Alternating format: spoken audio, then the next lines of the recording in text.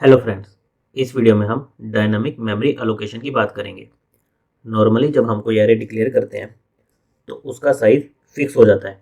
जैसे यहाँ पर हमने मार्क्स 10 एक एरे डिक्लेयर किया जिसका नाम है मार्क्स और इसका साइज क्या है 10। ये 10 इंटीजर स्टोर कर सकता है। अब अगर हमें फ्यूचर में इसका साइज चेंज करने की जरूरत पड़े, मान लो अभी हम 10 स्टूडेंट्स के मार्क्स स्टोर कर रहे थे, कल को हमारे स्टूडेंट्स बढ़ जाएं, हमारे कुछ स्टूडेंट्स ऐड हो जाएं, तो हमें क्या चाहिए होगा, इसका साइज़ इंक्रीज़ करना पड़ेगा।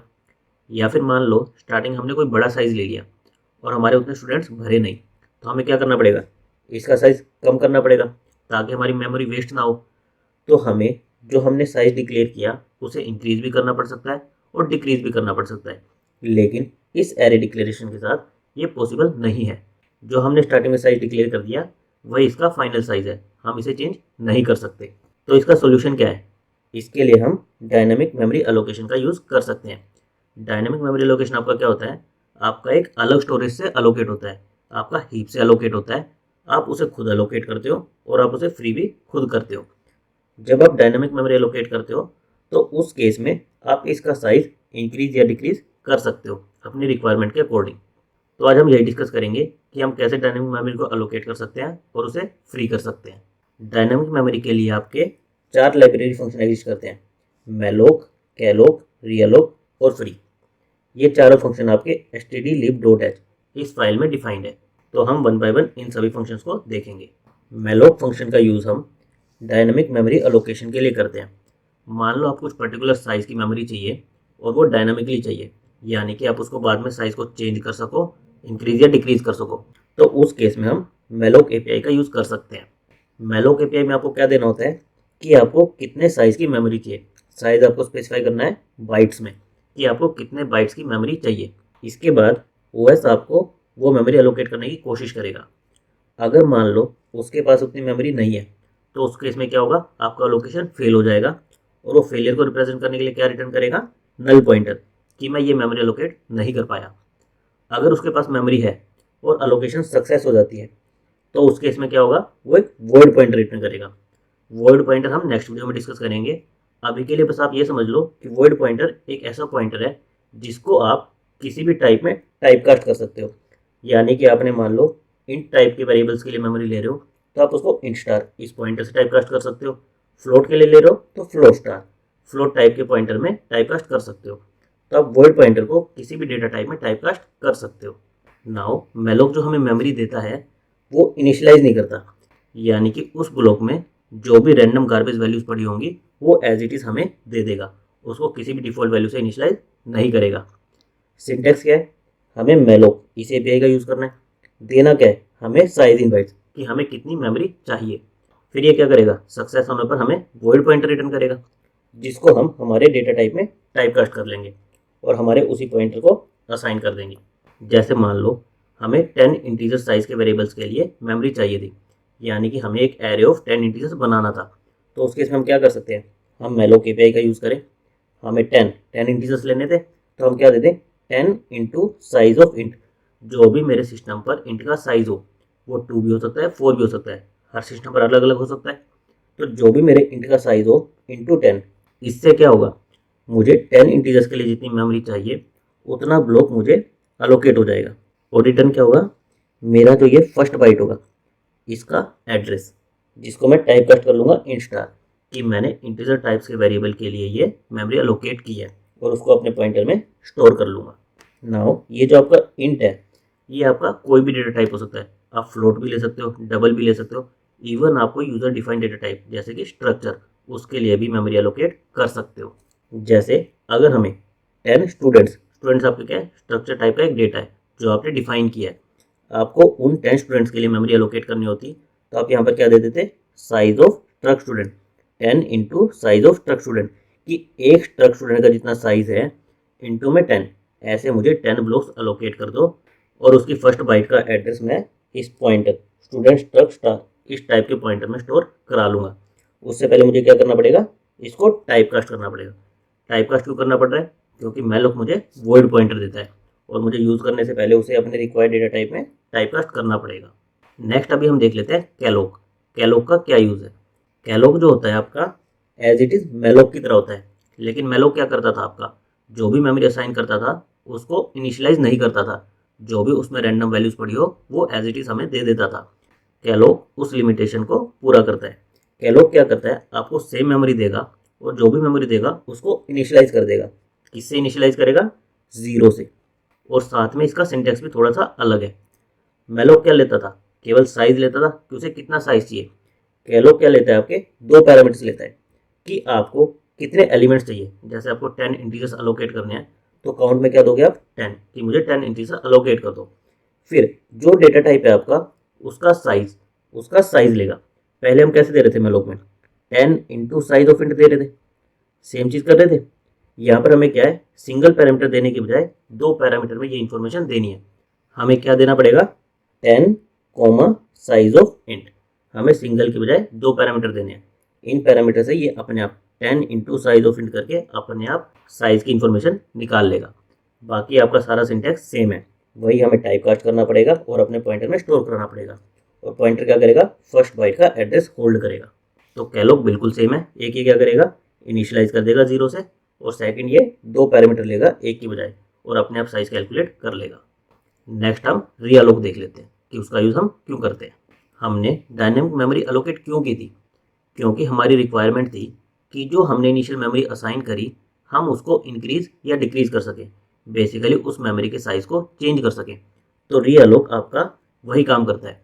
आपने जो प्रीवियसली मेमोरी अलोकेट की थी उसके साइज को अगर चेंज करना हो तो आप रीअलोक एपीआई की हेल्प से कर सकते हो। ये क्या लेता है, आपके 2 पैरामीटर लेता है। एक है पॉइंटर। पॉइंटर क्या है, आपने मान लो लास्ट टाइम मैलोक या कैलोक से कुछ मेमोरी अलोकेट की थी, तो इसके फर्स्ट बाइट का एड्रेस आपने एक पॉइंटर में स्टोर किया था। तो ये पॉइंटर वो पॉइंटर है जिसमें आपने उसके फर्स्ट बाइट का एड्रेस स्टोर किया था। सेकंड पैरामीटर क्या है, न्यू साइज, कि अब आपको जो प्रीवियस साइज था वो कम या ज़्यादा पड़ रहा है, तो आपको न्यू साइज कि अब मुझे इसको बड़ा या छोटा, मान लो मुझे ज़्यादा मेमोरी की जरूरत है। पहले मैंने 10 स्टूडेंट्स के लिए मेमोरी अलोकेट की थी, पर मेरे स्टूडेंट्स बढ़ गए, अब मुझे 20 स्टूडेंट्स के लिए मेमोरी की ज़रूरत है। तो ये न्यू साइज़ वही है कि अब मुझे 20 साइज इतने बाइट्स की मेमोरी दे दो। तो इसको हम कैसे लिख सकते हैं रीअलोक के एपीआई की हेल्प से, रीअलोक प्रीवियस पॉइंटर जिसमें मैंने 10 स्टूडेंट्स की मेमोरी अलोकेट की थी 20 इंटू साइज ऑफ इंट, कि मुझे 20 इंटू 4 80 बाइट्स की अब मेमोरी दे दो। तो रीअलोक क्या करेगा, आपको एक new block of memory allocate करेगा जिसमें प्रीवियस 10 जो आपके पहले वाले 10 थे वो तो एज इट इज़ कॉपी कर देगा और बची हुई मेमोरी आपकी क्या होगी, गार्बेज। इसको ये इनिशियलाइज नहीं करेगा और इसकी फर्स्ट बाइट का एड्रेस आपको रिटर्न कर देगा जिसको हम अपने पॉइंटर में स्टोर करा सकते हैं। तो रीअलोक का यूज़ क्या है, जो आपने पहले डायनामिक मेमोरी अलोकेट की थी आइदर मैलोक या कैलोक की हेल्प से, उसके साइज को अगर इंक्रीज या डिक्रीज करना हो तो आप रीअलोक की हेल्प से कर सकते हो। इस केस में भी अगर आपका इनसफिशिएंट स्पेस होगा तो अलोकेशन फेल होगी और नल पॉइंटर रिटर्न हो जाएगा। अगर सक्सेस होगा तो आपका वॉइड पॉइंटर रिटर्न होगा जिसको आप टाइप कास्ट कर सकते हो, और अगर नहीं करते हो तो जो ये पॉइंटर पहले टाइप कास्ट था सेम टाइप का आपको रिटर्न हो जाएगा। एडिशनली जो आपका पहले कंटेंट था, जैसे हमने 10 स्टूडेंट्स का डेटा स्टोर कर रखा था, उतना कंटेंट आपका same as it is copy हो जाएगा। जो एडिशनल मेमोरी आप अलोकेट करोगे वो आपकी गार्बेज रहेगी, उसको ये इनिशियलाइज नहीं करेगा। अगर सेम चीज़ हमने साइज को डिक्रीज किया होता, हमारे कुछ स्टूडेंट्स चले गए, अब हमें केवल 5 स्टूडेंट्स के लिए डाटा चाहिए, तो हम यहाँ पर क्या दे सकते थे, 20 की जगह 5 इंटू साइज ऑफ इंट, क्या मुझे केवल इतनी मेमोरी चाहिए। उस केस में आपका क्या होता, जो ये 5 स्टूडेंट्स थे, पहले 5 स्टूडेंट्स थे, उनका data as it is copy हो जाता और ये बाकी मेमोरी को फ्री कर देता कि ये अब अदर पर्पज़ के यूज़ के लिए फ्री है। तो इस तरह से रीअलोक से आप मेमोरी को घटा भी सकते हो और बढ़ा भी सकते हो। नाउ अगर हम मेमोरी को डायनामिक अलोकेट कर रहे हैं तो उस केस में हमारा काम हो जाने के बाद उस मेमोरी को फ्री करना भी हमारी जिम्मेदारी है। जब हम नॉर्मली कोई एरे डिक्लेयर करते हैं, जैसे एरे 10, या फिर कोई एक वेरिएबल डिक्लेयर करता हूँ इंट, इस केस में क्या होता है कि जब ये आपका वेरिएबल आउट ऑफ स्कोप जाता है, कि मान लो ये एक ब्लॉक में डिक्लेयर था, जब भी इससे बाहर स्कोप जाएगा तो इस केस में आपकी मेमोरी ऑटोमेटिकली फ्री हो जाती है। इस वेरिएबल ने जो मेमोरी ली होगी वो ऑटोमेटिकली फ्री हो जाएगी। लेकिन जब हम डायनामिक मेमोरी एलोकेट करते हैं उस केस में आपकी मेमोरी ऑटोमेटिकली फ्री नहीं होती है, उसको फ्री करने का जिम्मा हमारा है। तो हम उसको फ्री कैसे कर सकते हैं ये हम डिस्कस कर लेते हैं। डायनामिक अलोकेटेड मेमोरी को फ्री करने के लिए फ्री एपीआई का यूज़ करना पड़ता है। इसका सिंटेक्स क्या होता है, फ्री आपका लेता है पॉइंटर, जो पॉइंटर में आपने डायनामिक अलोकेटेड मेमोरी स्टोर की थी वो पॉइंटर आपको इसमें पास करना पड़ता है। इससे ये जितनी भी मेमोरी ऑक्यूपाई कर रहा होगा वो सारी फ्री कर देगा। जब हम ये कॉल कर देंगे तो हमारा क्या ओएस उस मेमोरी को फ्री कर देगा और अब उस मेमोरी को दूसरे पर्पज़ के लिए यूज़ कर सकते हैं। अगर हम इसे फ्री नहीं करेंगे और हमारा अगर ये स्कोप से बाहर भी चला जाएगा तो क्या होगा, ये मेमोरी वेस्ट रहेगी, ये दूसरे पर्पज़ के लिए यूज़ नहीं होगी। इस फिनोमेनन को हम कहते हैं मेमोरी लीक, कि हमने कुछ मेमोरी डायनामिकली अलोकेट की, हम उसको फ्री करना भूल गए। अब ना तो ये मेमोरी हमारा कोई प्रोग्राम यूज़ कर सकता है और ना ही ये मेमोरी किसी और पर्पज़ के लिए यूज़ हो सकती है। तो हमारी मेमोरी क्या हो रही है, वेस्ट हो रही है। इसको हम कहते हैं मेमोरी लीक, कि हमने कुछ मेमोरी ली और उसको फ्री करना भूल गए, यानी कि हमने मेमोरी को लीक कर दिया। एक चीज़ नोट करिए कि फ्री में जो पॉइंटर पास करना है, ये क्या पास करना है, जो भी मेमोरी आपने डायनामिकली अलोकेट की हो केवल वही मेमोरी। अगर आप कोई नॉर्मल एरे इनिशियलाइज कर रहे हो, ये आपका ऑटोमेटिकली फ्री हो जाएगा, इसके लिए आपको फ्री फंक्शन कॉल करने की ज़रूरत नहीं है। सिमिलरली जब आप रीअलोक के थ्रू मेमोरी को रिसाइज करते हो, उस केस में भी आपका जो पॉइंटर पास करते हो वो डायनामिकली अलोकेटेड मेमोरी का पॉइंटर होना चाहिए। आप अगर नॉर्मल एरे का पॉइंटर पास कर दोगे तो बिहेवियर अनडिफाइंड है, उस केस में वो वर्क नहीं करेगा। इसीलिए ये सारे जो भी फंक्शंस हैं, इन फंक्शंस को आपको केवल उस केस में यूज़ करना है जब आप मेमोरी को डायनामिकली अलोकेट कर रहे हो। एक बार हम इन सब का यूज़ VS कोड में भी देख लेते हैं। हमने यहाँ पर डायनामिक मेमोरी एलोकेशन की जो 4 APIs थी, मेलोक, कैलोक, रियालोक और फ्री, उनकी सैम्पल यूजेस के लिए एक प्रोग्राम लिखा है। हमने क्या किया है, हमने सबसे पहले n को 3 से इनिशियलाइज किया है कि हम 3 इंटीजर्स के लिए मेमोरी अलोकेट करेंगे, उसका साइज चेंज करेंगे और फिर उसको फ्री करेंगे। सबसे पहले हमने मेलोक के थ्रू मेमोरी अलोकेट किया। मेलोक में आपका क्या जाता है, n into size of int 3 into 4, 12 bytes की मेरी मेमोरी अलोकेट कर दो। उसको मैंने इंटीजर स्टार, इंटीजर टाइप के पॉइंटर में टाइप कास्ट कर दिया और उसको मेरे इंटीजर पॉइंटर में स्टोर कर दिया। फिर मुझे क्या करना था, मेरी मेमोरी एलोकेशन सक्सेस हुई या फेल हुई। फेल के केस में मेलोक क्या रिटर्न करेगा, नल रिटर्न करेगा। तो मैंने चेक लगा दिया कि अगर मेरा मेमोरी एलोकेशन फेल होता है तो वो यहीं से एग्जिट मार जाए। अदरवाइज क्या है, मेरी मेमोरी एलोकेशन सक्सेसफुल हो गई। तो इस केस में मैं क्या करूँगा, जो मैंने मेमोरी एलोकेट की थी उसको मैं इनिशियलाइज करूँगा। बेसिकली मैंने एक एरे बनाया था 3 साइज का, तो मैंने लूप चला दिया n तक 3 तक कि उसकी वैल्यू को इनिशियलाइज कर दो i इंटू 10, यानी कि 0 पर आ जाएगा 0, 1 पर आ जाएगा 10, 2 पर आ जाएगा 20। फिर मैंने उन एलिमेंट्स को लूप लगाकर प्रिंट कर दिया। तो रन करने पर मेरा आउटपुट क्या आया, सबसे पहले तो मेरी मेलोक की मेमोरी एलोकेशन सक्सेसफुल हो गई। फिर मैंने जो एरे एलिमेंट्स प्रिंट कराए थे वो 0, 10, 20 प्रिंट हो गए। इसके बाद नेक्स्ट हम क्या करेंगे, सेम चीज़ कैलोक के साथ करेंगे। हमने कैलोक के थ्रू मेमोरी एलोकेट करी। कैलोक आपका क्या लेता है, 2 पैरामीटर लेता है, n क्या है आपका 3 और साइज ऑफ इंट कि एक डाटा का साइज कितना है इंटू 4। ये भी 12 बाइट्स की मेमोरी एलोकेट करेगा, उसको हम टाइप कास्ट करेंगे और अपने पॉइंटर में स्टोर कर लेंगे। फिर हम नल चेक करेंगे कि एलोकेशन फेल तो नहीं हो गई। अगर फेल नहीं हुई तो उसका मतलब क्या है, हमारी एलोकेशन सक्सेस हो गई। उस केस में हम हमारे एरे को इनिशियलाइज करेंगे और फिर उसको प्रिंट करेंगे। इसका आउटपुट क्या है हमारा, हमारी कैलोक मेमोरी एलोकेशन सक्सेसफुल हो गई और एरे के एलिमेंट्स क्या आ गए, 0, 10, 20। नेक्स्ट हम देखते हैं कि अगर हमें इसकी मेमोरी का साइज चेंज करना हो, अभी कितना है 3 इंटीजर्स है, अगर हमें ये चेंज करके 5 करना हो तो वो हम कैसे कर सकते हैं।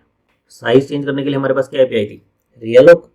रियालोक आपका क्या लेता है, एक पॉइंटर जिसकी मेमोरी साइज को आपको चेंज करना हो। तो हमने जो कैलोक के थ्रू मेमोरी एलोकेट की थी, हम उसके साइज को चेंज कर रहे हैं। हमने वो CPTR पॉइंटर दे दिया और फिर न्यू साइज दे दिया।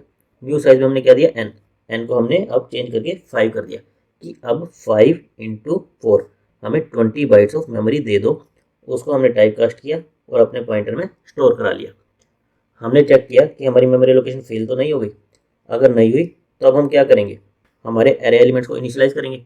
लेकिन रियालोक आपका क्या करता है, जो पहले 3 एलिमेंट्स होंगे उनको एज इट इज़ कॉपी कर देगा, 0, 10, 20 उनको एज इट इज़ कॉपी कर देगा। जो बचा हुआ 4th और 5th एलिमेंट होगा ये अभी गार्बेज होंगे। तो हमने वही किया, हमने 4th और 5th एलिमेंट को इनिशियलाइज करने के लिए लूप चलाया और उनमें क्या स्टोर कर दिया, 30 और 40। फिर हमने उन एरे एलिमेंट्स को प्रिंट करा दिया। ये हमारा आउटपुट है, री अलोक मेमोरी एलोकेशन सक्सेसफुल। और जब एरे एलिमेंट्स को प्रिंट किया 0, 10, 20, 30, 40, ये तो आए हमारे प्रीवियस कॉपी से और 30 और 40 को हमने न्यू इनिशियलाइज किया था। इसके बाद हम देखते हैं कि हम इस मेमोरी को फ्री कैसे कर सकते हैं। हमने ये मेमोरी डायनामिकली एलोकेट किया है तो हमें इसे फ्री भी करना पड़ेगा। फ्री करने के लिए हमारे पास क्या एपीआई है, फ्री, और इसमें क्या जाता है, जो हमारा पॉइंटर है जिसमें डायनामिक एलोकेटेड मेमोरी पड़ी है, तो हमने एमपीटीआर मेलोक से जो मेमोरी एलोकेट की थी उसको फ्री कर दिया, फ्री सीपीटीआर कैलोक, और उसके बाद रियलोक से जो हमने मेमोरी का साइज चेंज किया था वो जो मेमोरी थी उसको फ्री कर दिया। तो हमारा आउटपुट क्या आया, हमारा ये प्रिंट हुआ और फिर ये प्रिंट हो गया। हमारी मेमोरी अब फ्री हो गई है जिसको हम अदर पर्पजेज के लिए यूज़ कर सकते हैं। तो इस तरह से आपका डायनेमिक मेमोरी एलोकेशन वर्क करता है। Thank you guys.